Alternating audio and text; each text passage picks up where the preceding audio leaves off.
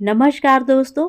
कहानियों की श्रृंखला में आज सुनेंगे मालती जोशी जी का लघु उपन्यास विश्वास गाथा। लेकिन उससे पहले मेरा आपसे विनम्र अनुरोध है कि अगर मेरे द्वारा सुनाई हुई कहानियाँ आपको अच्छी लगती हैं तो मेरे चैनल को सब्सक्राइब ज़रूर करें, लाइक करें और अपने दोस्तों और परिचितों में शेयर भी करें। बेल आइकन दबाना बिल्कुल भी ना भूलें। आज सुनिए लघु उपन्यास विश्वास गाथा। भाभी, आप सो लीजिए ना थोड़ा सा, मैं यहीं कुणाल के पास बैठा पढ़ता रहूँगा। गिरीश ने शायद चौथी बार मुझसे कहा होगा। इस बार मैंने उसे डपट दिया। सुबह पेपर नहीं देना है क्या? जाओ झटपट सो जाओ चलकर, मेरी चिंता मत करो। मुझे वैसे भी नींद कहाँ आती है। डांट खाकर गिरीश चुप हो गया और सोने की तैयारी करने लगा। अपनी जगह पर बैठी मैं उसे देखती रही। पैंट व शर्ट उतारकर उसने रात वाले कपड़े पहने, पेन में स्याही डाली, घड़ी में अलार्म लगाया और फिर जाकर आंगन में बिछी चारपाई पर सो गया। 5 ही मिनट बाद उसकी नाक बजने लगी। उसकी ओर से आश्वस्त होकर मैंने फिर कुणाल की ओर देखा। बेचारा, नींद में भी उसके चेहरे पर पीड़ा की रेखाएं स्पष्ट थीं। माथे पर बंधे बड़े से बैंडेज के कारण उसका नन्हा सा चेहरा और भी छोटा लग रहा था। एक पट्टी दाईं बांह पर भी थी और दाहिना पांव, वह तो सूजकर एकदम हाथी का सा हो गया था। जरा सा हाथ छू जाता तो कुणाल पीड़ा से बिलबिला उठता। जबरदस्त आशंका थी कि फ्रैक्चर ही होगा। आज तो एक्सरे हो नहीं पाया था, शायद कल लेंगे। उस कल की कल्पना से ही मैं कांप जाती हूँ। कहीं कंपाउंड फ्रैक्चर निकल गया तो? एक ही तसल्ली थी कि कल ये आ जाएंगे। मैं तो आज ही तार देने के लिए कह रही थी, पर गिरीश ने ही मना कर दिया। रहने दो ना भाभी, कल शाम तक तो भैया आ ही जाएंगे। तार दे भी दें तो समय से मिलेगा थोड़े ही। ट्रंकाल करूंगा तो ऊपर से घबरा जाएंगे।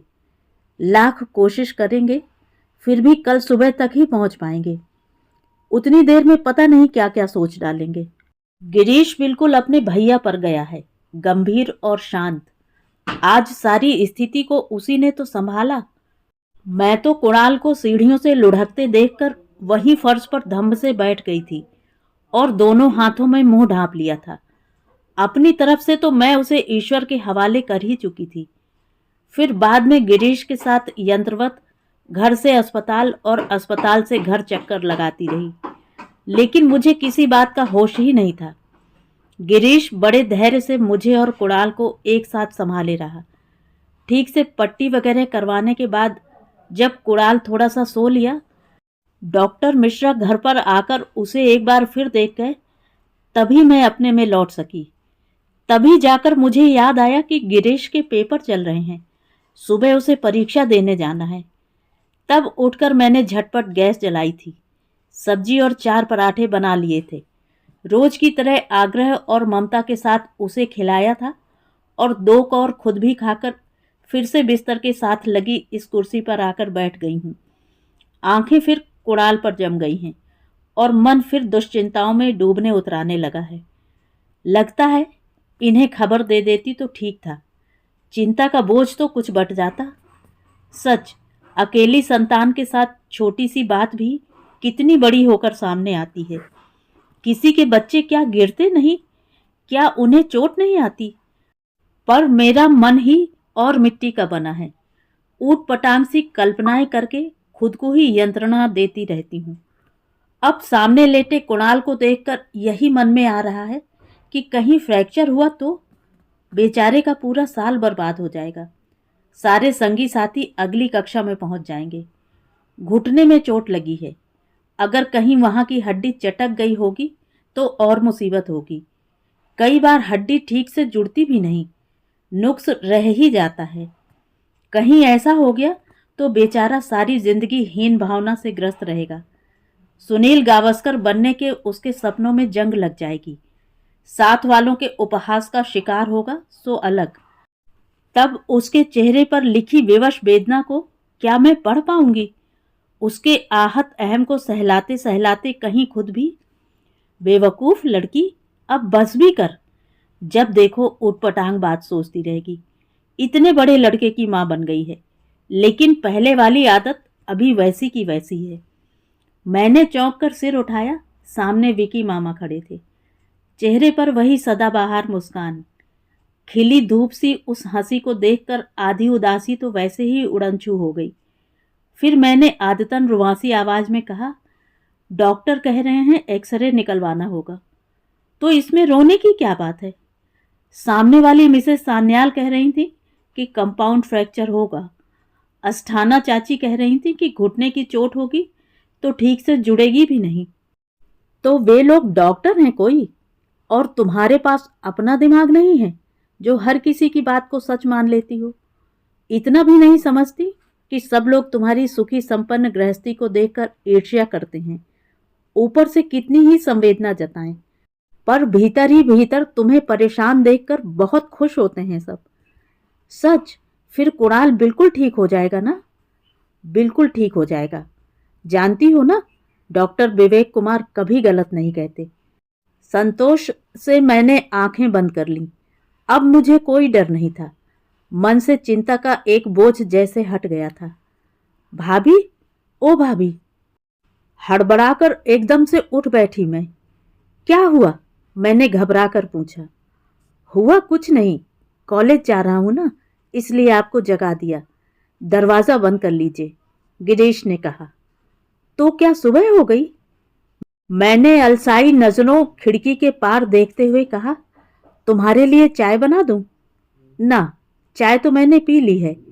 कुणाल जग गया था, हाथ मुंह धुलवाकर उसे भी पिला दी है। उसे सोने दीजिएगा अब, स्वेलिंग अब काफी कम है। आप भी थोड़ी देर पलंग पर ठीक से सो जाइए, गिरीश ने मेरे पैर छूते हुए कहा। आशीर्वाद देने की बजाय मैं उसे देखती ही रह गई। शर्ट कौन सी पहन रखी है तुमने? यह वही तो है जो जन्मदिन पर अभी आपने सिलाकर दी थी। क्यों, मैली लग रही है क्या? नहीं नहीं, मैं तो ऐसे ही पूछ रही थी। बहस के लिए उसके पास समय था ही कहाँ। एक बार फिर मुझे सोने के लिए कहकर दरवाजा उड़काकर वह चला गया। दरवाजे की सिटकनी चढ़ाकर मैं वापस अपने आसन पर आकर बैठ गई।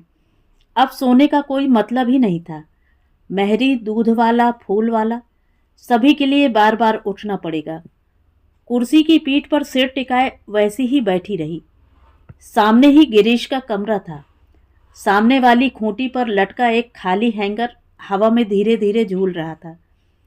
इसी पर तो रात भर गिरीश की पैंट बुशर्ट टंगी हुई थी। और विकी मामा, वह भी तो यही कपड़े पहने हुए थे। यह कैसे संभव हो सकता है? लेकिन विकी मामा यही तो करते हैं, अवचेतन मन के किसी कोने में चुपचाप छिपे रहते हैं, मौका पाते ही एकदम प्रकट हो जाते हैं। तब उनके लिए देश काल का भी बंधन नहीं रहता। कपड़े तो बहुत मामूली चीज हैं, कैसी भी बदहवासी हो वह आकर दिलासा दे जाएंगे, आते ही अपना प्रिय फतवा दोहराएंगे।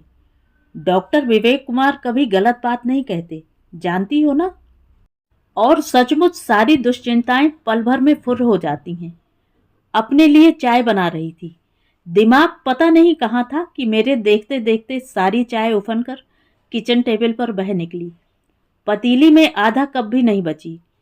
दोबारा चाय चढ़ाते हुए एक पुरानी बात याद हो आई। उस दिन पापा के लिए दोपहर की चाय बना रही थी। दीदी की शादी के बाद यह काम मेरे जिम्मे आ गया था। दूध निकालते हुए पता नहीं क्या हुआ कि पतीली तो मेरे हाथ में रह गई और पूरा दूध अलमारी को नहलाता हुआ फर्श पर फैल गया। कुछ क्षण तो मैं हक्की बक्की होकर देखती रही, फिर वहीं फर्श पर दोनों हाथों में मुंह ढांपकर रोने बैठ गई। विकी मामा कब आकर दरवाजे पर खड़े हो गए पता ही न चला। बड़ी देर बाद चाची की आवाज सुनाई दी। विकी, कीटू की बोतल ला रहा था ना तू, कहाँ खो गया? बोतल की बात तो भूल ही गया दीदी। मैं यहाँ लोगों को क्षीर सागर में नहाते देख रहा हूँ, विकी मामा ने वहीं से चिल्लाकर कहा। तब जाकर मुझे अपने अस्तित्व का भान हुआ। सिर उठाकर मैंने उनकी ओर देखा। तब तक चाची भी दौड़ी दौड़ी आ गई थी। सारा नज़ारा देखकर पहले तो पेट पकड़कर खूब हंसती रही, फिर उस दूध के तालाब से मुझे उठाते हुए बोली, सिलबिल है पूरी, तेरे चाचा ने ठीक ही नाम रखा है तेरा। उनके स्वर में दुलार था, स्पर्श में ममता थी। फिर भी जैसे अपमानित हो उठी मैं। उनके हाथ से छूटकर जो भागी तो सीधे कमरे में ही आकर दम लिया। उसके बाद शायद विकी मामा स्कूटर लेकर दूध लेने बाजार गए थे। उनके लौटने तक चाची ने फर्श धो पोंछ कर साफ कर दिया था, क्योंकि जब नीटू मुझे खींचकर किचन में ले गया था तब चाची हाथ धो रही थी और विकी मामा चाय बना रहे थे। चाय पीने की जरा भी इच्छा नहीं थी, पर भागने का कोई उपाय नहीं था। नीटू फिर मुझे खींचकर ले आता। एक कप मेरे हाथ में जबरदस्ती पकड़ाते हुए विकी मामा ने कहा, अब यह बताइए अमिता जी, आप रोई क्यों थी? क्या रोने से दूध पतीली में वापस आ जाता? चाची बोली, अरे इसका नाम अमिता थोड़े ही है। तो उन्होंने आश्चर्य से पूछा, सुनीता तो बड़ी वाली है ना, जिनकी अभी मई में शादी हुई है। हाँ, सुनीता तो खैर बड़ी वाली ही है, पर इस छोटी वाली का नाम है 12 मासी। मतलब समझ रहे हो ना? अरे दूध फैलने का तो फिर भी एक बड़ा सा कारण हो गया। हमारी अम्मी को तो बस रोने का बहाना चाहिए।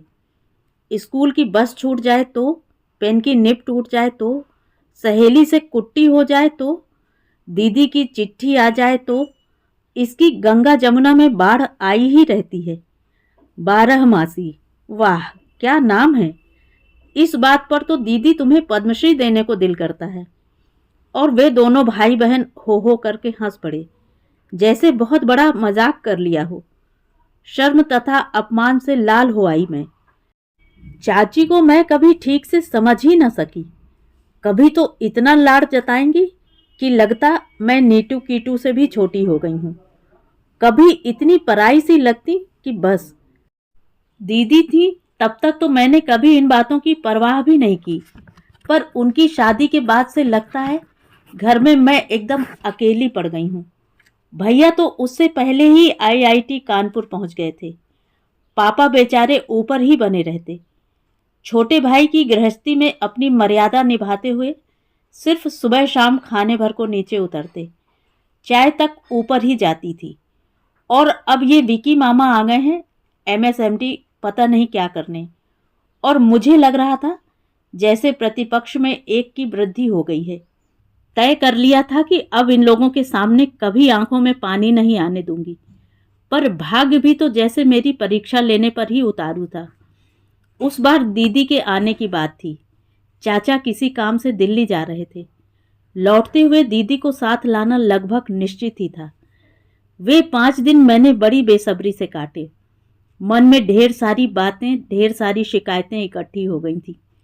दीदी के घर में पांव देते ही मेरा टेप रिकॉर्डर शुरू हो जाता था। 5वें दिन चाचा लौटे। फाटक पर रिक्शा रुकने की आवाज़ सुनते ही मैं दौड़ी हुई बाहर आई, पर जब उन्हें अकेले ही उतरते देखा तो सारा उत्साह ठंडा पड़ गया। मन रोने रोने को हो आया। सुनीता नहीं आई। चाची मेरे पीछे पीछे ही बाहर आ गई थी। उन्होंने पूछा तो चाचा ने बताया उसके ममिया ससुर का कल अपेंडिक्स का ऑपरेशन था, इसलिए आना नहीं हो सका। बहुत गुस्सा आया मुझे। ऑपरेशन था तो दीदी क्या कोई डॉक्टर हैं? इतने दिनों की आकुल प्रतीक्षा एकदम घोर निराशा में बदल गई थी। छत की सीढ़ियों पर बैठी मैं कब तक आंसू बहाती रही मुझे पता ही न चला। होश तो तब आया जब देखा दोनों हाथों में चीनी की 2 खाली तश्तरियां लिए हुए विकी मामा बिल्कुल मेरे सामने आकर खड़े हो गए हैं। क्या है? मैंने रुखाई से पूछा। आंसू पात्र, उन्होंने अत्यंत नाटकीयता के साथ कहा। अभी तो इन्हीं से काम चला लो, दहेज में देने के लिए चांदी के बनवा देंगे। रोश में आकर मुंह फेर लेने के सिवा मैं कुछ न कर सकी। वह रास्ते में खड़े थे, नहीं तो सीधे कमरे में जाकर ही दम लेती। अमिता, तुम्हें मालूम है रोम में एक राजा हुआ करता था, नीरो। हमें कुछ नहीं मालूम, मैंने तेजी से पलटते हुए कहा। आपकी तरह विद्वान नहीं है। अरे हाँ, यह तो मुझे याद ही न रहा। फिर भी कक्षा 10वीं में यह कहावत तो पढ़ाई ही गई होगी कि laugh and the word will laugh with you, cry and. मैं गुस्से में कांपती हुई उठी और उन्हें करीब करीब धकियाते हुए नीचे उतर आई। अब देते रहें छत पर अपना प्रवचन। पर कुछ समय बाद वह उसी मस्त मौला अंदाज में नीटू से पूछ रहे थे, क्यों दोस्त, बाजार कितने बजे चलेंगे? 5। नीटू ने पांचों उंगलियां फैलाकर अपने कथन की पुष्टि की। और मेरी जेब में पैसे कितने हैं? 5। नीटू ने फिर उंगलियां फैलाई। और तुम कितनी टॉफी खाओगे? 5। और कीटू कितने गुब्बारे लेगा? 5। वह भी भिन भिनाया। दरअसल अपनी 5वीं सालगिरह के बाद नीटू को यही एक संख्या रट गई थी। और कीटू तो भैया की कार्बन कॉपी था। भरसक वह अपना दिमाग इस्तेमाल ही नहीं करता था। तो दोस्तों, विकी मामा बड़ी गंभीर मुद्रा बनाकर बोले, इस चर्चा का अर्थ यह निकला कि आज से ठीक 5वें दिन तुम्हारी सुनीता मौसी यहाँ होंगी। सच्ची? और बच्चे खुश होकर तालियां पीटने लगे। ज्योतिषी की दुम। मैं बुदबुदाई और फिर एक बार दांत पीस लिए, पर उन पर कोई असर नहीं हुआ। वह अब बड़े मनोयोग से नीटू को जूडो सिखा रहे थे। 5वें दिन जब दीदी सचमुच ही जीजा जी के साथ आकर सामने खड़ी हो गई, तो हर्ष और विस्मय से मैं उच्छ्वसित हो उठी। खुशी के उसी आवेग में मैंने कहा, दीदी, ये जो नीटू के मामा है ना, इन्होंने भविष्यवाणी की थी कि आज तुम जरूर आओगी। इसमें भविष्यवाणी करने जैसी क्या बात थी? जीजा जी अपने गुरु गंभीर स्वर में बोले, मैंने तो चाचा जी को बता ही दिया था कि हम लोग बृहस्पति को चलकर शुक्रवार को पहुंच रहे हैं। उनकी इस सपाट बयानी से मेरी आधी खुशी काफूर हो गई। रही सही दीदी के व्यवहार ने छीन ली। सच, कितना बदल गई थी वह। घर में किसी से जैसे मतलब ही नहीं रह गया था उन्हें। बस 24 घंटे भिन्नी की तरह जीजा जी के आसपास नाचती रहती, खुद भी नाचती और सबको नचाए रखती। उनकी फरमाइशों का दौर दिन भर चलता रहता और पूरे घर में वह और उनकी आवाज़ गूंजती रहती। अमिता, जरा एक मग में गर्म पानी तो लाना, तेरे जीजा जी शेव करेंगे। मिश्रानी काकी, दाल जरा पतली रखना, और सब्जियों में मिर्च मसाले इतने खुले हाथ से मत डालना, तुम्हारे जमाई साहब जरा फीका पसंद करते हैं। चाची, तुम्हारे दामाद तो साउथ इंडियन डिशेस पर जान छिड़कते हैं, जरा अपना सांभर बड़ा बनाओ ना, मैं भी ठीक से सीख लूंगी। रामू, अपने कुंवर साहब के लिए 2 पान तो लगवाना, और देख, अल्लम कल्लम कुछ मत डलवाना, सिर्फ सूखा कत्था, सौंफ और इलायची, समझे? उनका बोलने का यह अंदाज बिल्कुल नया था। मुझे तो बहुत ही अस्वाभाविक लगता। उनका यह परिवर्तन देखकर मैं तो हैरान थी। उनके पास किसी के लिए समय ही नहीं था, यहाँ तक कि मेरे लिए भी। बस कभी कभार दुलरा लेती। नीटू कीटू भी उनके प्यार के लिए तरस गए थे। अपनी सारी माया ममता उन्होंने एक व्यक्ति पर ही केंद्रित कर दी थी। मैं सोचती, अभी से यह हाल है, अगले साल मुन्ने मियाँ को लेकर आएंगी तब तो ईश्वर ही मालिक है।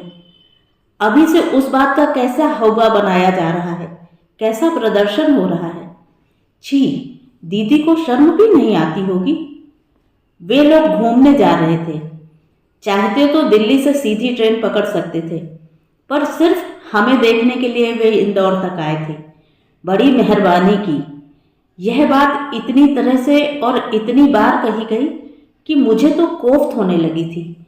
यहाँ नहीं आते तो क्या कोई बहुत बड़ा अनर्थ हो जाता? कौन यहाँ पलके बिछाए बैठा था? चौथे दिन जब दीदी विदा हुई तो मेरी आंखों से आंसू का एक कतरा भी नहीं टपका। वह ही 1-2 बार सिसकी थी, बस। हम लोग जब स्टेशन से लौट रहे थे तो विकी मामा बोले, भाई, मैं टीयर ग्लास साथ लाना भूल गया था तो बहुत डर रहा था। इमरजेंसी के लिए मैंने स्टॉल से एक छोटा सा नैपकिन भी खरीद लिया था, पर अब देखता हूं कि उसकी कोई ज़रूरत ही नहीं है। उसकी अब कभी भी ज़रूरत नहीं पड़ेगी, मैंने कसैले स्वर में कहा। ब्रेवो, क्या डायलॉग मारा है। चलो, इसी बात पर सबको गन्ने का रस पिलाता हूँ। और वह हम लोगों को जबरदस्ती एक मधुशाला में ले गए। वैसे अम्मी ने आज बड़ी बहादुरी दिखाई है, रस का घूंट भरते चाची ने कहा था। मैं तो वाकई डर रही थी। तुझे पता है विकी, सुनीता की शादी में तो यह लड़की बेहोश ही हो गई थी। 2 दिन तक बुखार में तपती रही थी। बाद में जब उन्हें किसी से कोई मतलब नहीं है तो हम क्यों किसी के लिए आंसू बहाते फिरें? मैंने उसी कसैले अंदाज में कहा। ये हुई ना बात, लेकिन भाई इतनी नाराजगी अच्छी नहीं, विकी मामा बोले। हमें तो सुनीता बड़ी समझदार लड़की लगी। भाई जो अपने हैं वे तो अपने ही रहेंगे, लेकिन जो नया नया अपना हुआ है उसे जरा कसकर पकड़े रहना जरूरी है कि नहीं? वाह, क्या पति पारायण नारी है। ईश्वर ऐसी बीबी सबको दे। और मधुशाला की उस टुटपुंजिया टेबल पर ताल देते हुए वह गा उठे, अरे जरूरत है जरूरत है जरूरत है एक श्रीमती की, कलावती की, सेवा करे जो पति की। उनकी इस अदा पर आसपास बैठे सभी लोग हंस पड़े। चाची का तो हंसते हंसते मुंह लाल हो गया। मैं उन्हें देख रही थी और सोच रही थी, एक यह शख्स है, MBBS है, MS कर रहा है, मुझसे कितनी आत्मीयता से बातें करता है, मैं ही उसे लिफ्ट नहीं देती। और एक वह जीजा जी हैं, कॉलेज में प्रोफेसर क्या हैं, मुझ जैसी स्कूली लड़की से बातें करना भी तौहीन समझते हैं। दीदी की शादी से पहले जीजा जी को लेकर कैसी कैसी मधुर कल्पनाएं की थी। उनके नितांत रूखे व्यवहार ने, गंभीर चेहरे ने सब मिट्टी कर दिया। और इस एहसास के साथ मेरे आंसू बह निकले। मुझे पता ही नहीं चला। विकी मामा ही एकदम चिल्लाए, यह क्या, फिर रोना शुरू? मेरे रस के पैसे वापस करो। दीदी यह अन्याय तो देखो, मैं गा रहा हूं और आप रोए चली जा रही हैं। क्या मैं इतना बेसुरा गाता हूं? सच कहता हूं अमिता, इसी तरह बात बात पर रोती रही ना तुम तो एक दिन जरूर अंधी हो जाओगी, देखना। डॉक्टर विवेक कुमार कभी गलत नहीं कहते। बात उन्होंने इतने विश्वास के साथ कही कि मैं एक बार फिर शुरू हो गई। इस बार का आवेग तो इतना प्रबल था कि घर पहुंचकर भी न रुक सका। यह दुख भावी अंधत्व का, या दीदी के बिछोह का, या जीजा जी की उपेक्षा का, समझ में नहीं आया। सब कुछ मिलकर एकाकार हो गया था। बाद में बहुत शर्म आई मुझे। कुणाल की कुनमुनाहट मुझे वर्तमान में खींच लाई। वह जग गया था और काफी फ्रेश लग रहा था। पांव की सूजन आधी रह गई थी। बाथरूम जाने के लिए तो पैदल चलने की जिद पर उतर आया था, पर मैंने रिस्क लेना उचित नहीं समझा। गीले तौलिए से उसका बदन पोंछकर कपड़े बदल ही रही थी कि गिरीश आ गया। कैसा रहा पेपर? मैंने रोज की तरह पूछ लिया। ठीक रहा, सो सो, उसने बेमन से उत्तर दिया और कपड़े बदलने चला गया। एक प्लेट में थोड़ा नमकीन और बिस्कुट डालकर उसके कमरे में रखाई मैं और कहा, थोड़ा सा मुंह में डाल लो, तब तक मैं खाना बना रही हूँ। इस छोकरे की वजह से आज कुछ भी नहीं हो पाया। आराम से होने दीजिए भाभी, कोई जल्दी नहीं है। इस बार भी उसका स्वर फीका फीका सा था, पर उस पर ध्यान देने की मेरे पास फुर्सत ही नहीं थी। रसोई मुझे बुला रही थी। जितनी जल्दी हो सका मैंने खाना तैयार कर लिया। फिर कुणाल के पलंग के साथ ही छोटी सी मेज लगाकर हम तीनों बैठ गए। खाते समय मैंने लक्ष्य किया कि गिरीश सिर्फ औपचारिकता निभा रहा है, खाने में उसे जरा भी उत्साह नहीं है। क्या बात है भैया, पेपर ठीक नहीं हुआ क्या? वह कुछ देर तक उदास आंखों से मुझे देखता रहा, फिर धीरे से बोला, बहुत बुरी तरह बिगड़ा है भाभी, सिर्फ 2 सवाल ठीक से कर पाया हूँ। कल सारा दिन भाग दौड़ में बीत गया, रात भी ठीक से सो नहीं पाए हो। मैंने सारा अपराध अपने ऊपर लेना चाहा तो वह तुरंत बोल उठा, ऐसी बात नहीं है भाभी, जिसने साल भर पढ़ाई की है उसके लिए तो एक दिन की भागदौड़ से कोई फर्क नहीं पड़ता। फिर बिल्कुल आउट ऑफ कोर्स आया था। हम ही 4-5 लोग थे जो 3 घंटे तक किसी तरह जमे रहे। बाकी लोग तो पहली घंटी के बाद ही उठाए थे। जब पेपर नहीं बन रहा था तो 3 घंटे वहां क्या करते रहे? सबके साथ बाहर क्यों नहीं निकल आए? मुझे भाई साहब का डर लग रहा था। वाह, भाई साहब न हुए तोप हो गए। जब पूरा पेपर कोर्स से बाहर था तो बैठे रहने में तुक ही क्या था। अजीब घोंचू लड़के हैं तुम्हारी क्लास के। कोई और कॉलेज होता ना तो पेपर देखते ही लड़के उबल पड़ते और प्रिंसिपल के कमरे की ईंट से ईंट बजा देते। प्रिंसिपल का इसमें क्या कसूर है? गिरीश ने भोलेपन से कहा। पेपर तो यूनिवर्सिटी से आते हैं। बोधे हैं सबके सब, चूड़ियां पहन लेनी चाहिए सबको, मैंने तैश से कहा। तो गिरीश बेचारा मुंह देखता रह गया। भाभी के इस रूप की तो उसने कल्पना भी न की होगी। मेरे मुंह से जो वाग्बाण छूट रहे थे वे मेरे थे भी कहाँ। सब उधार का मामला था। वे ही फप्तियां थीं जो कभी मुझ पर कसी गई थीं। पेपर बिगड़ गया ना, अच्छा हुआ। रोने के लिए एक सॉलिड बहाना मिल गया। बस शुरू हो जाओ। कोई हमारा अकेली का थोड़ी ही बिगड़ा है, पूरी क्लास का खराब हुआ है। गुप्ता मैडम ने पहले ही कह दिया था कि सबको परीक्षा में देख लूंगी। मैं मिनमिनाई। गुप्ता मैडम ने तो अपनी बात पूरी कर दी। अब तुम लोग कोरस में शुरू हो जाओ। मैं टेप रिकॉर्डर लेकर पहुंचता हूं। विकी, उसे क्यों चिढ़ा रहा है? चाची ने डांटा। ठीक ही तो कह रहा हूं दीदी, लड़कियों को रोने के सिवा आता भी क्या है। कोरस में रोएंगी तो जरा इफेक्ट अच्छा पड़ेगा। लड़कियां तो बेचारी रोने के लिए बदनाम हैं ही। अच्छा बता, लड़के ऐसे में क्या कर लेते? लड़के? अरे उनकी बात मत पूछो दीदी। सब के सब वॉक आउट कर जाते और प्रिंसिपल के 12 बजा देते। इन गुप्ता मैडम का तो कहीं पता भी न चलता।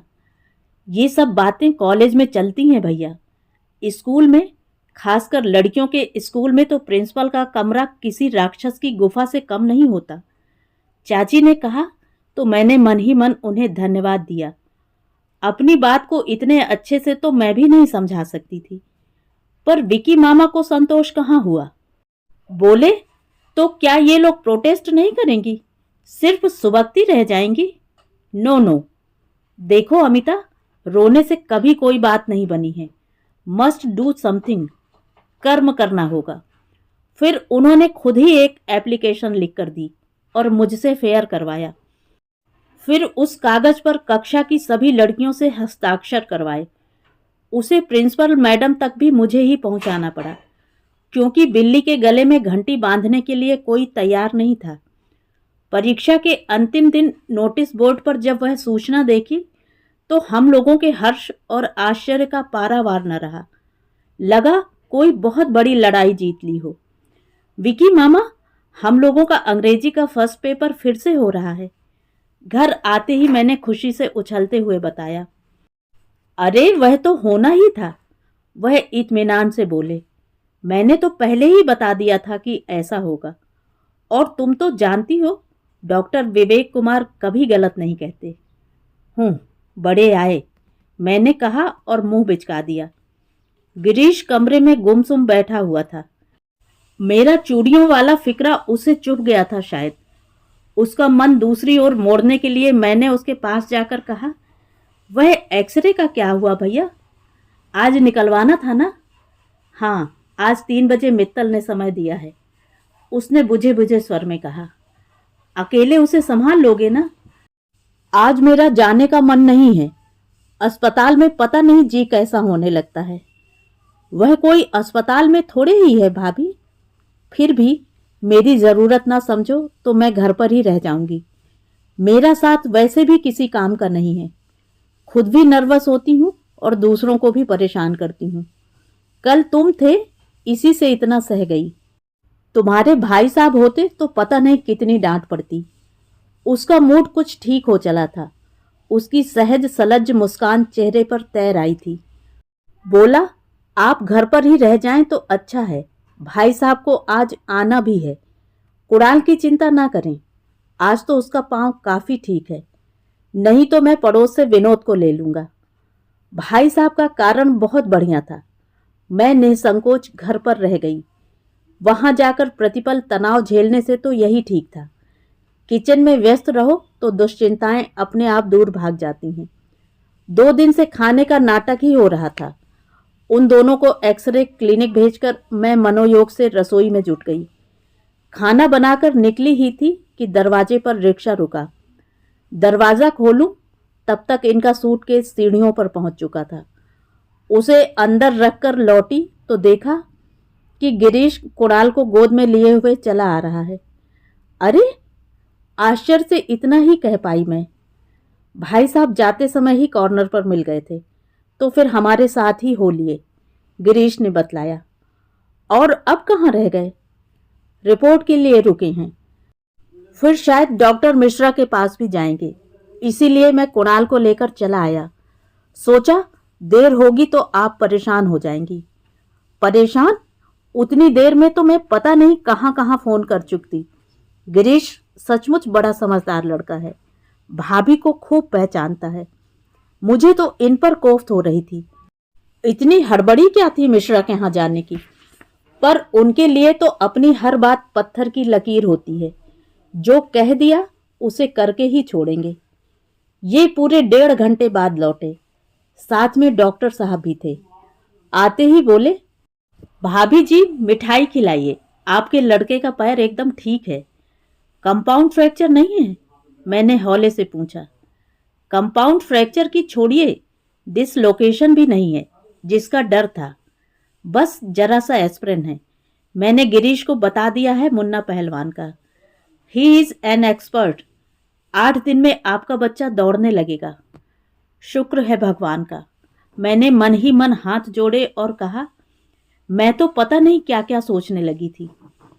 भगवान ने आपको इतना उपजाऊ दिमाग दिया है कि सिवा सोचने के आप कर भी क्या सकती हैं, ये बोले।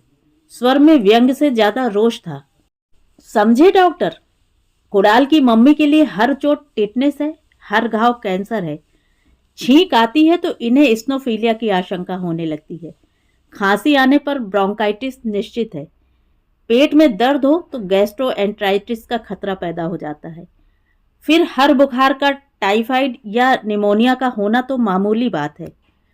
इनके घर वालों ने इन्हें डॉक्टर क्यों नहीं बनाया, यही समझ में नहीं आता। आधी बीमारियां तो इन्हें मुंह जबानी याद हैं। अब ये नया नाम और याद हो गया, कंपाउंड फ्रैक्चर। अब तो इस घर में धीरे से कोई फिसल भी नहीं सकता, तुरंत कंपाउंड फ्रैक्चर हो जाएगा। पता नहीं कैसा दिमाग पाया है, अच्छी बात मन में आती ही नहीं। ये गुस्से में बोले चले जा रहे थे और डॉक्टर साहब उनकी झल्लाहट का लुत्फ उठा रहे थे। बेचारे गिरीश से भाभी की यह दुर्दशा देखी नहीं गई। धीरे से बोला, दरअसल मिसेस सान्याल ने भाभी को डरा दिया था। अरे, डर तो ये जन्म से साथ लेकर आई हैं, इन्हें क्या कोई डराएगा। इन्होंने पलटकर कहा तो बेचारा सिटपिटाकर चुप हो गया। आखिरकार डॉक्टर साहब को ही दया आ गई। उठते हुए बोले, सफर से थका हारा आया है ना, इसी से जरा बौखलाया हुआ है। अब तो आप जल्दी से इसे गर्मा गर्म खाना दीजिए, तभी इसका दिमाग ठंडा होगा। वैसे भी फाइलों से चिपका रहने वाला बौड़म जीव है, भावुकता की परिभाषा भी नहीं जानता। उसे क्या मालूम कि where love is great fear is greater. ठीक तो बोल रहा हूं ना मैं, कि सब कुछ उलट पुलट कर दिया। वातावरण को इस तरह हल्का बनाकर जब उन्होंने विदा ली तो मेरा मन उनके प्रति श्रद्धा से भर आया। इसे कहते हैं डॉक्टर, जो शरीर की ही नहीं मन की नब्ज भी पकड़ सके। सच तो कहा था उन्होंने, प्यार ही तो सारी चिंताओं को जन्म देता है। अति स्नेह पाप शंकी। घर बाहर रोज इतनी घटनाएं देखते हैं, रेडियो पर सुनते हैं, अखबारों में पढ़ते हैं, पर एक शुष्क सहानुभूति के अतिरिक्त मन में कुछ भी नहीं उपजता। पर ममता का एक नन्हा सा धागा भी जुड़ा हुआ हो तो मन तार तार होने लगता है। उस बार चाचा और पापा नरसिंहगढ़ किसी बारात में गए हुए थे। दूसरे ही दिन नई दुनिया में समाचार पड़ा कि भोपाल नरसिंहगढ़ मार्ग पर बारात वाली एक बस दुर्घटनाग्रस्त हो गई है। हमने पढ़ा और रोना शुरू कर दिया। मेरे लिए तो खैर रोना अब एक आदत ही बन गई थी, पर चाची भी सुबकने लगी तो मेरे हाथ पांव फूल गए। ठीक से पता करने के लिए मैंने शादी वाले घर में फोन लगाया तो वहां यह आलम था कि किसी ने समाचार पत्र देखा ही नहीं था। मेरा फोन जाते ही वहां कोहराम मच गया। फिर तो फोन और संदेश वाहकों से निबटते निबटते बेहाल हो गए हम लोग। उस दिन विकी मामा ने क्या डांट लगाई थी। उफ, चाची को भी उस रोज नहीं छोड़ा। बोले, तुम लोगों के दिमाग में क्या भूसा भरा हुआ है जो तिल का एकदम ताड़ बना लेती हो। रोने की इतनी जल्दी क्यों पड़ जाती है तुम्हें। संभव असंभव कुछ तो सोचा करो। कल अकेले इंदौर में 1500 शादियां थीं। इसी से अंदाज लगा लो कि पूरे देश भर में कितनी शादियां होंगी। उस राजमार्ग से बारात वाली कितनी बसें गुजरी होंगी। पेपर में यह भी नहीं लिखा है कि बस कहां से आ रही थी, कहां जा रही थी, दुर्घटना किस तारीख को किस समय हुई। लिखा भी होता तो पढ़ने का होश किसे था। सारी कॉमन सेंस ताक पर रखकर बस दोनों की दोनों रोने बैठ गईं। खुद को अता पता कुछ मालूम है नहीं। उस पर अकलमंदी यह कि भाटिया साहब के यहां भी तूफान बर्पा कर दिया। अब एक बात कान खोलकर सुन लो। शाम तक दोनों लोग सकुशल लौट आएंगे। तब तक कोई आवाज भी नहीं निकालेगा। अगर यह मंजूर न हो तो मैं नीटू कीटू को लेकर कश्यप के यहां चला जाऊंगा। तुम लोग बैठी सिर कूटती रहना। कम से कम बच्चे तो उस नजारे से बच जाएंगे। उनकी डांट से तो नहीं, हाँ, उनके आश्वासन से हमारे शोक का आवेग थम गया था। बारात 10 बजे तक लौटी थी, पर उससे पहले ही चाचा का टेलीग्राम पहुंच चुका था। यहाँ के हालत की कल्पना उन्होंने पेपर पढ़कर कर ही ली होगी। वह टेलीग्राम हमारी ओर उछालते हुए उन्होंने विजयी मुस्कान के साथ कहा, देखो, मैंने कहा था ना कि कुछ नहीं हुआ। All is well. अरे भाई, डॉक्टर विवेक कुमार कभी गलत नहीं कहते। पर तुम लोगों को सब्र कहाँ। बाद में किसी दिन वाजपेयी जी की इंदु मिली थी। उसने बतलाया कि विकी मामा भी उस दिन बुरी तरह घबरा गए थे। इंदु के यहाँ बैठकर जाने कहाँ कहाँ ट्रंकाल लगाते रहे। पेपर वालों से, पुलिस वालों से फोन पर पूछताछ करते रहे। उसका हवाला देते हुए मैंने चिढ़ाया, डॉक्टर विवेक कुमार, आपकी सब पोल खुल गई है। वे बुरी तरह झेंप गए। बोले, अम्मी, मैं सचमुच बुरी तरह डर गया था। जब कोई अपना इन्वॉल्व्ड हो ना, तो बुरी बुरी शंकाएं मन को घेरने लगती हैं। पर उस समय तुम दोनों को अगर चुप ना कराता ना, तो तुम लोग रो रो कर मुझे पागल कर देती। उस दिन बहुत अपने से लगे थे विकी मामा। सुनो, इसके हाथ गर्म तो नहीं लग रहे। रसोई बंद करके मैंने बेडरूम में पांव रखा ही था कि इन्होंने बुलाया। देखा, कुणाल महाशय दुबक कर पापा की गोद में सो गए हैं और पिताश्री चिंतातुर मुद्रा लिए उसके शरीर पर हाथ फेर रहे हैं। ये दोनों एक दूसरे से इतने अटैच्ड हैं कि कभी कभी तो ईर्ष्या होने लगती है। फिर इस बार तो 7-8 दिन का लंबा विछोह था। हाथ देखने की अपेक्षा मैं थर्मामीटर ही उठा लाई। बुखार 101 पॉइंट कुछ था। स्वभावतः हम दोनों ही चिंतित हो उठे। मैं मिश्रा को फोन करता हूँ। वे बोले, इतनी रात को 9:30 हो रहे हैं। 9:30 कोई बहुत होते हैं। इमरजेंसी हो तो डॉक्टर को आधी रात को भी जगाया जा सकता है, बशर्ते इमरजेंसी हो, मैंने कहा। पर सुनने के लिए वे रुके ही कहाँ, फोन करके ही लौटे। बोले, मिश्रा कह रहा है डरने की कोई बात नहीं है, थोड़ा सा एग्जर्शन है और एक्साइटमेंट है, सुबह तक ठीक हो जाएगा। तुम्हारे पास कल कौन सी गोलियां दे रखी हैं? कह रहा था उसे आधी दे देना। कुणाल को दवा देना एक समस्या है, गोली तो वह निगल ही नहीं सकता। फिर से मैंने रसोई के दरवाजे खोले, इलायची पीसने वाले छोटे खरल में गोली को पीसा, उसमें शहद मिलाया, फिर कुनकुना पानी लेकर बाहर आई। तब तक तो कुणाल खूब गहरी नींद में सो गया था। उसे जगाकर दवाई खिलाने की इच्छा नहीं हुई। सुनो, यहाँ स्टूल पर सब रख लेते हैं, रात में अगर जागेगा तो खिला देंगे।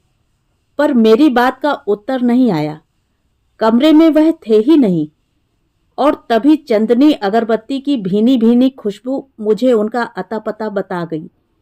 धीरे से जाकर देखा, वह अपनी स्टडी में आसन पर ध्यानस्थ बैठे हैं। मेंटल पीस पर रखी हुई स्वामी जी की तस्वीर के सामने अगरबत्ती अपनी मंद मधुर गंध के साथ जल रही है। उनकी ध्यानस्थ मूर्ति को कुछ पल निर्निमेष देखती रही मैं, और फिर दबे पांव कमरे में लौट आई। अब तो उनका यह रूप परिचित हो गया है। पर शुरू शुरू में बड़ा अजीब लगता था। उनका first class career, chartered accountant के रूप में उनकी योग्यता, आधुनिक वेशभूषा, सुशिक्षित परिवार, इन सब के साथ साधु सन्यासियों की तुक नहीं बैठ रही थी। अक्सर सोचती, ये कहाँ से इस चक्कर में आ गए। एक बार डरते डरते पूछा भी था तो बोले, आश्चर्य तो मुझे भी होता है, पर मन के किन्हीं कमजोर क्षणों में उनके चरणों का आश्रय ले लिया था। तब इतनी शांति मिली थी कि उस सुख से मोह सा हो गया है। अपनी सारी परेशानियां, सारी चिंताएं उन्हें सौंपकर मैं बहुत हल्का अनुभव करता हूँ। उनके मुंह से ऐसी भाषा सुनना भी बड़ा विचित्र सा लगा था। वैसे स्वामी जी के दर्शन मैंने भी किए हैं। विवाह के बाद तो हम लोग गए ही थे। कुणाल को लेकर भी एक बार जाने का संयोग बन गया था। हर बार मुझे वह एक स्नेहशील बुजुर्ग से लगे थे, बस। अद्वितीय, अलौकिक ऐसा कुछ भी मुझे नहीं लगा। इनकी जैसी श्रद्धा तो मुझ में जग ही नहीं पाई। इन्होंने कहा था, उस दिन महाराज ने वह अंतः प्रेरणा न दी होती तो मैं कभी भी तुम्हें लिवा लाने का साहस नहीं कर पाता और तुम अब तक बैठी मेरे नाम को रोती रहती। हाँ, केवल इसी एक बात के लिए जीवन भर स्वामी जी से उऋण नहीं हो सकूंगी। इस उपकार को मैंने अपनी सुहाग बिंदी की तरह सिर माथे धारण किया है। वह बात भी क्या सामान्य थी। आज भी याद आती है तो रोंगटे खड़े हो जाते हैं। वह मेरी शादी की रात थी। सभी लड़कियों के जीवन में इसका महत्व होता है, पर मेरे लिए तो वह अविस्मरणीय बन गई है। पूरा दिन गहमा गहमी में बीता था। सारी शाम सहेलियों से घिरी रही थी। उनकी ठिठोली, उनका प्यार, उनकी प्रशंसा मन को पुलकित करती रही थी। और प्रशंसा भी क्या किसी एक बात की थी। खूब धूमधाम से बारात आई थी, खूब जोरदार रिसेप्शन हुआ था, उससे भी शानदार डिनर दिया गया था। कमरे में करीने से सजा दहेज सबकी प्रशंसा बटोर रहा था, तो कानपुर से आया हुआ चढ़ावा आंखों में चकाचौंध पैदा कर रहा था। और फिर दूल्हा, चाची सच ही कह रही थी, ईर्ष्या से जल मरी होंगी सब। तभी न नजर लग गई। मेरा खुश होना तो सहज स्वाभाविक था, पर और लोग भी बहुत प्रसन्न थे। पापा खुश थे कि उनकी सारी जिम्मेदारियां अब समाप्त हो गई हैं। चाचा चाची खुश थे कि उन्होंने कन्यादान का पुण्य लूट लिया है। बुआ खुश थी कि उनकी लाडली अमिता को अच्छा घर वर मिल गया है। मामा खुश थे कि उनकी स्वर्गवासी बहन की दोनों लड़कियां ठिकाने से लग गई हैं। हाँ, दीदी जरूर कुछ नाराज सी थी। एक तो उन्हें वहम था कि इस शादी में उनसे दुगनी तिगनी रकम लगाई गई है। यह वैसे सच भी था, क्योंकि इस समय चाचा ने बराबरी से धन लगाया था। दीदी की शादी के समय तो उन्होंने प्रैक्टिस शुरू ही की थी। फिर भैया भी उस समय पढ़ रहे थे। एक तो दीदी का मूड वैसे ही खराब था, ऊपर से नाते रिश्तेदार, खासकर महिलाएं तो आग में घी झोंक रही थी। सुनीता से देखने सुनने में 19 ही है अमिता, पर घर वर उसे सवाया ही मिला है। इसीलिए सारी शादी में उन्होंने ऐसी बेरुखी का प्रदर्शन किया था कि चाची तो रुआंसी हो आई थी, पर बाकी सब लोग उनकी बहुत तारीफ कर रहे थे। मौसी ने तो कह डाला कि हमारी जिज्जी भी होती तो इतना सब नहीं कर पाती। छाया ने कुछ भी उठा नहीं रखा। होम हवन होते हवाते 1 बज गया और मैं इतना थक गई थी कि किसी अंधेरे कमरे में चुपचाप लेट जाने का मन हो रहा था। पर उतने बड़े घर में उस समय मेरे लिए एक कोना भी निरापद नहीं था। फर्श पर बेतरतीब सोए हुए बच्चों के बीच कुतुब मीनार की तरह सजी सूटकेसों के किनारे मैंने अपने लिए थोड़ी सी जगह बना ली। उसी समय चाची किसी काम से कमरे में आईं। वे काफी थकी थकी लग रही थीं। मैंने सोचा, जब बैठे बिठाए ही मैं इतना थक गई हूं तो इनका क्या हाल होगा। उन्हें जबरदस्ती अपने पास बिठाते हुए मैंने कहा, थोड़ी देर बैठकर सुस्ता लो ना, सब हो तो गया। हाँ, आपकी भावरें पड़ गई तो सब निपट गया जैसे, उन्होंने मेरे गाल थपथपाते हुए कहा। अब तो तुम्हें विदा करने के बाद ही सुस्ताएंगे, अभी तो एक पंगत उन लोगों की बाकी है। अभी और पंगत होगी? हाँ रे, कुछ पंडिताऊ किस्म के लोग आ गए हैं ना बारात में। डिनर में शामिल नहीं हुए। पतले लगाने लगे तो बोले, ये सबका जुठारा हुआ खाना हम नहीं खाएंगे। फिर क्या, मिठाइयाँ छोड़कर पूरा खाना नए सिरे से बनवाया है। इतना गुस्सा आया मुझे, तंग करने की भी कोई सीमा होती है। और फिर उसी खासम खास पंगत में झमेला हो गया। कुछ लोगों ने परोसने वालों की पैंट पर, खासकर चमड़े की बेल्ट पर आपत्ति उठाई। लड़के बेचारे दिन भर के थके हुए थे, कुछ कुढ़े हुए भी थे। बस ताव खा गए। खूब तू तू मैं हुई। अनूप ने शायद कुछ ज्यादा ही कड़ी बात कह दी और वे लोग एकदम उठकर खड़े हो गए। घर के बड़े बुजुर्गों को जब तक पता चलता, बात हाथ से निकल चुकी थी। उसके बाद उन्हें तरह तरह से मनाया गया, पर वे टस से मस नहीं हुए। उनकी बस एक ही जिद थी कि अनूप आकर सबसे माफी मांगे, पर वह पता नहीं कहां अंतर्ध्यान हो गया था। दरअसल माफी मांगने वाली बात नई पीढ़ी के गले से नहीं उतर रही थी, पर बहस की गुंजाइश नहीं थी। इसलिए उदय भैया ही उसे किसी दोस्त के यहाँ छिपा आए थे। यह सारा वृत्तांत तो मुझे बाद में मालूम हुआ। उस समय तो यही पता चला कि मान्यवर अतिथि किसी बात पर नाराज होकर वॉकआउट कर गए हैं और दुल्हन को साथ ले जाने का उनका कोई इरादा नहीं है। संकोच के मारे किसी से कुछ पूछ भी न सकी। दबी जुबान से दीदी के सामने ही बात उठाई तो वह एकदम फट पड़ी। बहुत ऊंचा घर था ना, बहुत कल्चर्ड लोग थे ना, अब भुगतो। दीदी की भाव भंगिमा से लगा कि वे भीतर ही भीतर बहुत खुश हो रही हैं। बेचारे चाचा, मामा जी, फूफा जी वगैरह को साथ लेकर 2 बार जनवासे के चक्कर लगाए। पता चला कि वे लोग अपने निश्चय पर अडिग हैं। अब तो अनूप के माफी मांगने से भी बात नहीं बनेगी और पौ फटते ही वे लोग रवाना हो जाएंगे। चाचा बिल्कुल भरे हुए लौटे थे। बोले, शौक से जाने दो उन्हें। सोचते हैं इस तरह चले जाने से ही बात समाप्त हो जाएगी, लेकिन जब कोर्ट में खींचूंगा ना, तब अकल ठिकाने आएगी। बाकायदा वैदिक रीत से शादी हुई है, कोई मजाक नहीं। ऐसा पछाड़ूंगा कि पानी भी ना मांगेंगे। आखिर मेरी वकालत किस दिन काम आएगी। लेकिन चाचा की यह डरपोक्ति किसी के चेहरे पर खुशी नहीं ला सकी, खुद उनके चेहरे पर भी नहीं। कौन से माँ बाप समधी से कोर्ट में निपटना चाहते हैं। वे तो बेटी को खुशी खुशी विदा करने का ही सपना देखते हैं। रात कब सुबह में ढल गई पता ही नहीं चला। घर का अजीब नजारा था। सारी बत्तियां भक भक जल रही थीं और थके हारे लोग जहां जगह मिली थी वहीं पसर गए थे। बुआ जी एकदम टूट गई थीं और सामान बांध रही थीं। चाची बेचारी सारे काम छोड़ उन्हें मनाने लगी थी। पापा का शायद ब्लड प्रेशर बढ़ गया था, क्योंकि उन्हें ऊपर के कमरे में पहुंचा दिया गया था। चाचा और मामा जी लोग उन्हें घेर कर बैठ गए थे और उदय भैया कभी डॉक्टर के यहाँ दौड़ रहे थे तो कभी केमिस्ट के यहाँ। और कल की उत्सव मूर्ति मैं एक कमरे में अनादृत सी, उपेक्षित सी बैठी सब देख रही थी। अभी 2 घंटे पहले तो पलकें बोझिल हुई जा रही थी, पर अब लग रहा था कि नींद कभी आएगी ही नहीं। तभी फोन की घंटी बज उठी। मेरे अभ्यस्त पैर एकदम हॉल की ओर दौड़ पड़े, पर दरवाजे पर ही ठिठक कर रह गए।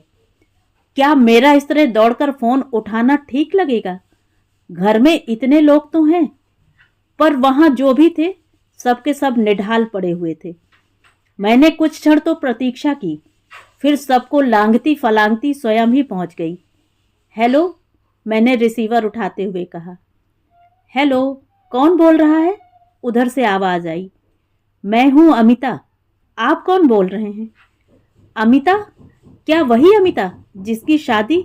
हाँ वही, मैंने उस तरफ की उत्सुकता का गला घोंटते हुए कहा, पर ये 2 शब्द कहते हुए मेरा गला भर आया था। ओ गुड लक। सुनो अमी, तुम घबराना नहीं, सब ठीक हो जाएगा। उधर से फुसफुसाहट हुई। क्या ठीक हो जाएगा? मैंने खींच कर कहा। तब तक फोन कट चुका था। हेलो हेलो, मैंने 2-4 बार बेसब्री से कहा, पर उस ओर एकदम शांति थी। रिसीवर क्रेडिल पर रखकर मैं कुछ क्षणों तक उसे पागलों की तरह घूरती रही। क्या सचमुच कोई फोन आया था या मैं दिवा स्वप्न देख रही थी? ये जो इतने लोग यहाँ सो रहे हैं, क्या सबके सब कुंभकर्ण हैं? फोन अगर आता तो क्या किसी को भी सुनाई नहीं देता? और वह आत्मविश्वास जगाने वाला आश्वासक स्वर, वह तो निश्चय ही विकी मामा का था। वे यहाँ होते तो क्या शादी में नहीं आते, फोन ही करते रह जाते? वे तो बेचारे पिछले 4 सालों से 7 समुंदर पार फिलाडेल्फिया में पड़े हुए हैं। जाते हुए कितने मजे से उन्होंने कहा था, मैं तुम्हारी आंखों के लिए एक्स्ट्रा वाटर सेल की खोज करने अमेरिका जा रहा हूं। अब यहां आकर देखें कि उनकी सचमुच ही जरूरत पड़ गई है। वे भी शायद इस बात को समझ रहे होंगे, तभी तो मेरे अवचेतन से मुझे आवाज दे रहे हैं, अमी घबराना नहीं, सब ठीक हो जाएगा। वहां से यंत्र चालित से चलकर मैं उस कमरे में आ गई जहां मेरा दहेज करीने से सजा रखा था। रेशमी अलगनी पर झूलती ढेरों साड़ियों के बीच वह हल्के बसंती रंग की शिफॉन अलग से चमक रही थी, जो विकी मामा ने मेरे लिए भेजी थी।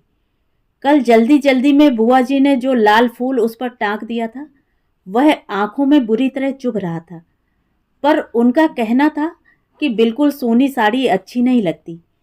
तब मैंने भी कोई प्रतिवाद नहीं किया था। चाची का बहुत मन था उस पर मशीन एम्ब्रॉयडरी करवाने का, पर मैंने ही मना कर दिया।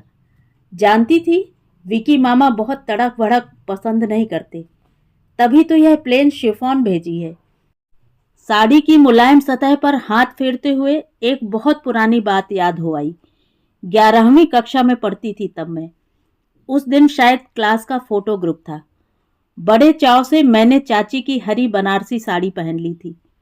साड़ी पहनने का अभ्यास नहीं था, फिर भी दिन भर किसी तरह उसे संभाले रही थी। लौटते समय सहेलियों के साथ बातों में इतनी मगन हो गई कि कुछ होश ही न रहा।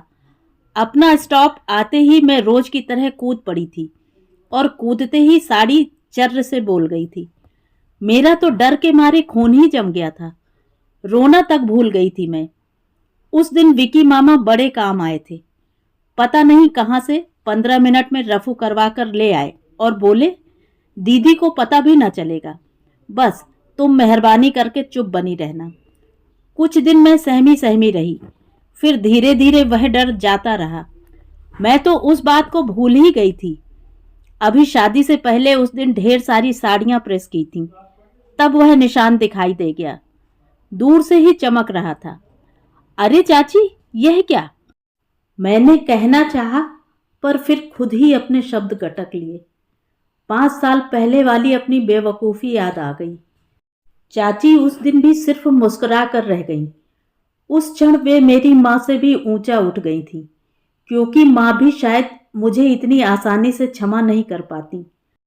उस दिन साड़ी की तह लगाने में हाथ बटाते हुए विकी मामा ने कहा, पता नहीं तुम्हें इतनी भड़कीली चीजें क्यों अच्छी लगती हैं। साड़ियां, गहने, ये अल्लम गल्लम चीजें तो उन लोगों के लिए हैं जिनके पास अपना कोई सौंदर्य नहीं है। हमारे पास भी अपना सौंदर्य कहाँ है, काले जो हैं हम। मैंने बच्चों की तरह मुंह फुलाकर कहा, क्या गोरा रंग ही सुंदरता का मापदंड है? मैं विस्मय विमुग्ध उन्हें देखती रह गई। पहली बार मैंने अपने लिए इतनी प्यारी बात सुनी थी। नहीं तो अब तक का सारा जीवन अपने सांवले सलोने रंग पर दुख करते ही बीता था। अपनी स्वर्गवासी माँ पर कभी कभी बहुत रोष हो आता, जो अपना गोरा चिट्टा रंग दोनों बड़ी संतानों को दे गई थी। दीदी का तो खैर ठीक है, पर भैया के साथ इतना पक्षपात करने की क्या जरूरत थी? हिंदुस्तान में लड़कों का रूप रंग कौन देखता है? लेकिन अमिता की चिंता में तो सारे रिश्तेदार, पास पड़ोसी दुबले हुए जा रहे हैं। बुआ जरूर मुझे बहुत प्यार करती थी। उन्हें मुझ में अपनी माँ की परछाई नजर आती थी। चाची भी अक्सर मेरी बलैया लेकर कहती, देखना मेरी अमिता सबसे बाजी मार ले जाएगी। पितृमुखी कन्या बड़ी भाग्यवान होती है। वे दोनों मुझ पर जान छिड़कती थी, इसीलिए ऐसी बातें कहकर मेरा मन रख लेती थी। लेकिन मुझे हीन बोध से उबारा विकी मामा ने। बुझे हुए मन में चिंगारी फूंकने की उनमें अपूर्व क्षमता थी। वे आश्वस्त कर देते तो सारा डर जैसे भाग जाता था। सब ठीक हो जाएगा। उनका मूल मंत्र मैंने याद किया और मन से उदासी की चादर अपने आप ही सरकने लगी। उठकर एकदम मैंने ऊपर की राह ली। पापा कहाँ हैं? सीढ़ियों पर चाचा मिल गए तो मैंने उनसे पूछा। अपने कमरे में सो रहे हैं। अभी तुम उनके पास मत जाओ, कम से कम कपड़े ही बदल लो, चाचा बोले। मैंने उनका आखिरी मिसरा अनसुना कर दिया और उसी उन्मुक्त भाव से ऊपर चली आई। पापा के कमरे का दरवाजा उड़का हुआ था। आराम कुर्सी पर लेटे बड़े मामा जी अखबार पढ़ रहे थे। मेरी आहट पाकर उन्होंने सिर ऊपर उठाया। मेरे लाल जोड़े को देखकर उनकी भौहों में बल पड़ गए, पर मैंने ध्यान ही नहीं दिया और मसहरी उठाकर पापा के पैताने जाकर बैठ गई। पापा, कुछ देर बाद मैंने हौले से पुकारा। वे जाग रहे थे। मेरी आवाज सुनते ही उन्होंने आंखें खोल दी और बाहें फैलाकर मुझे अपनी गोद में भर लिया। पता नहीं कितने वर्षों बाद पापा का यह वत्सल स्पर्श मैंने अनुभव किया था। बेटे, उन्होंने रुंधे गले से पुकारा।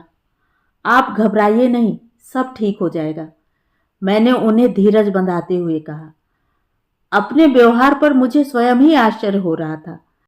अगर सब कुछ ठीक से निबट जाता तो आज इसी समय इसी तरह मैं पापा के गले से लगी सुबकती होती और वे मुझे सांत्वना दे रहे होते। पर सब कुछ उलट पुलट हो गया था। पापा बार बार शोकाकुल हो रहे थे और मैं उन्हें हौसला दे रही थी।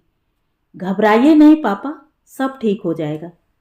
मुझे उस कमरे से हटाने के सारे प्रयास व्यर्थ हो गए थे। मैंने वहीं अपना आसन जमा लिया था। पापा का मन देखकर फिर चाचा लोग भी चुप हो गए थे। दोपहर तक पापा काफी नॉर्मल हो गए थे। कोई 1 बज रहा होगा। चाची खुद अपने हाथों से पापा के लिए अलोना दलिया बना के ले आई थी और मैंने अपने हाथों से चम्मच में डालकर उन्हें खिला दिया था।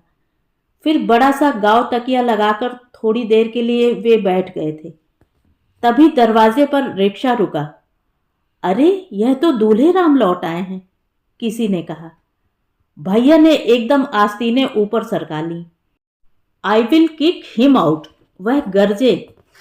कीप क्वाइट, मामा जी ने उनकी गर्दन दबोचते हुए कहा।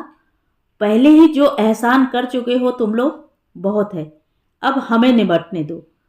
चाचा को साथ लेकर नीचे जाने की सोच ही रहे थे कि चाची ने कमरे में प्रवेश किया। उनके पीछे श्रीमान जी थे। कुछ क्षण सब लोग चित्र लिखे से उन्हें देखते ही रह गए।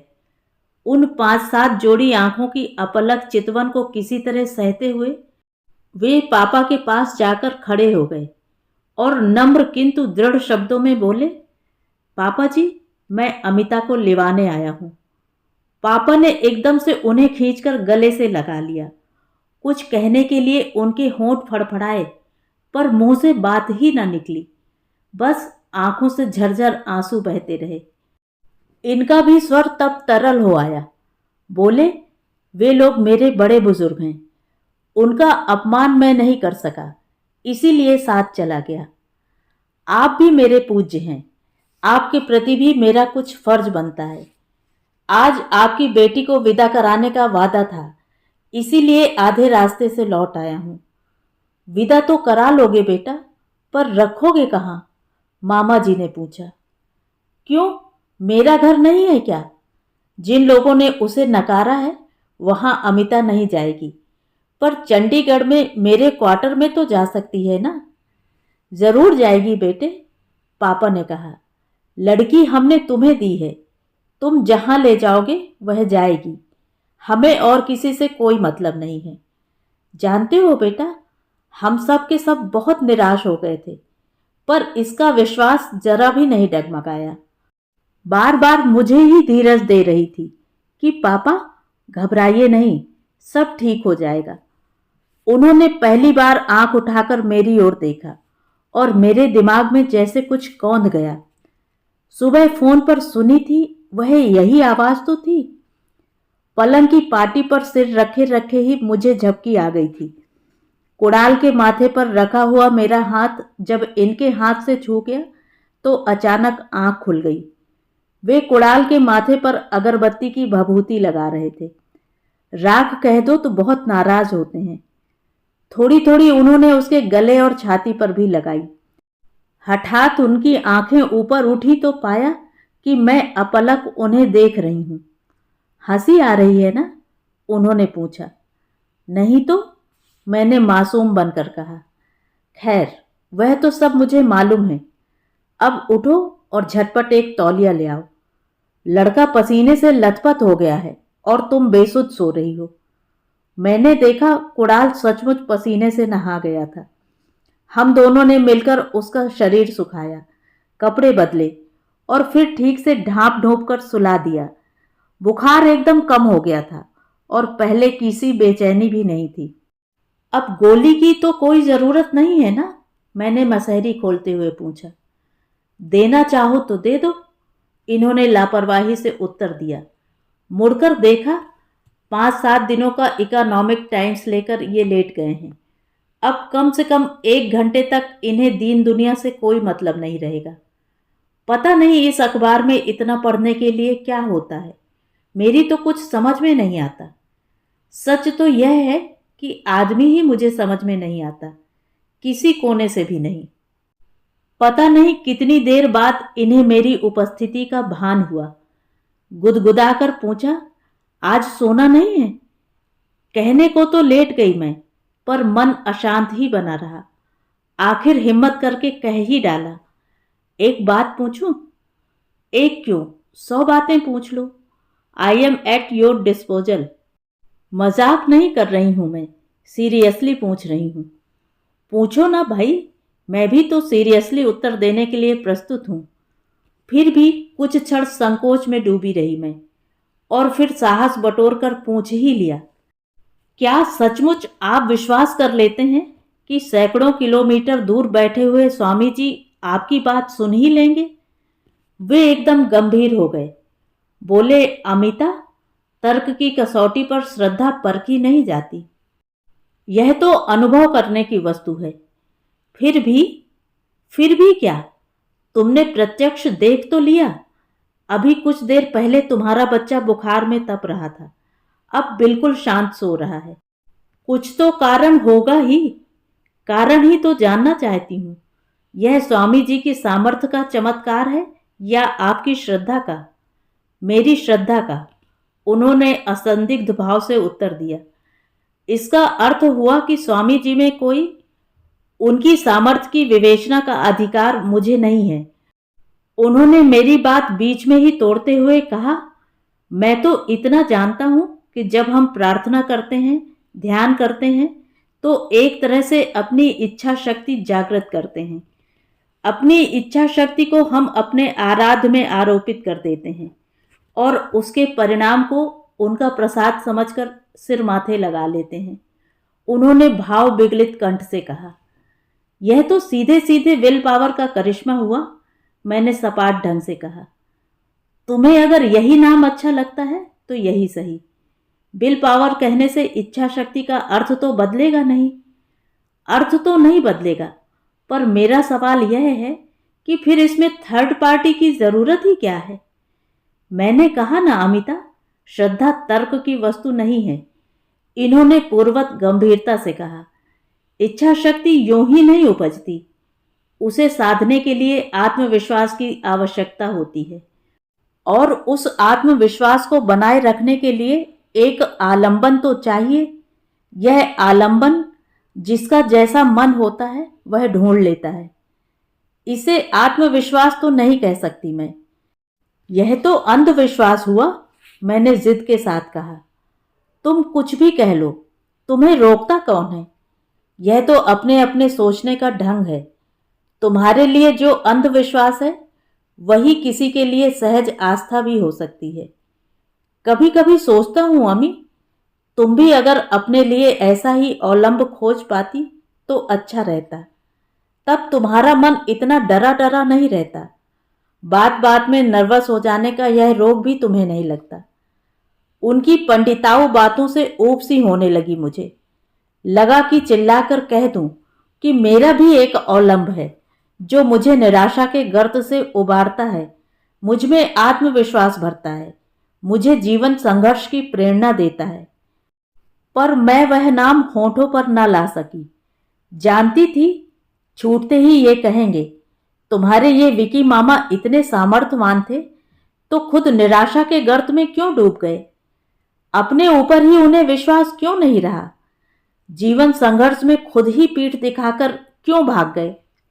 विवाह के ठीक एक दिन पहले ही उन्हें यह क्या सूझा कि नींद की गोलियां खाकर सो रहे? इतनी बुजदिली क्यों दिखाई उन्होंने? इनमें से किसी भी प्रश्न का उत्तर न मेरे पास था न है, किसी के भी पास नहीं है। उनका अकाल अवसान सभी के लिए रहस्य बना हुआ है। चाची कहती हैं कि अपनी अमेरिकी प्रेमिका का व्यभिचारी रूप उन्होंने देख लिया था और इस आघात को वे सह नहीं सके। बुआ कहती हैं कि विवेक शराब और जुआखोरी से गले तक कर्ज में डूब गया था, किसी को मुंह दिखाने योग्य नहीं रहा था। चाचा तो उनकी मृत्यु को LSD के खाते में ही जमा करते हैं। जितने मुंह उतनी बातें। हाँ, पिछले वर्ष उनका एक दोस्त भारत भ्रमण के लिए आया था, रॉबर्ट। वैसे तो रॉबर्ट उनका रूममेट ही था। सगाई के बाद ही उसने अपने लिए अलग कमरा ले लिया था। उसने बताया, विवेक सगाई के बाद से बहुत ही बेचैन हो गया था। बार बार कहता कि मैं एनी के साथ अन्याय कर रहा हूं, उसके प्रेम का उचित प्रतिदान मैं कभी नहीं दे सकूंगा। कभी कहता, प्रेम तो एक दिव्य संगीत है, उसे हर किसी साज पर बजाया नहीं जा सकता। उसे यूं परेशान देखकर हमें आश्चर्य तो होता था, पर हमने उसे कभी गंभीरता से नहीं लिया। वह इस सीमा तक पहुंच जाएगा यह तो कभी सोचा भी न था। हाँ, सोचा तो मैंने भी नहीं था। सोचने समझने की अकल मुझ में थी ही कब। पर क्या एक बार वे समझा नहीं सकते थे? तो ये थी कहानी। कहानी आपको कैसी लगी? कमेंट करके ज़रूर बताएं।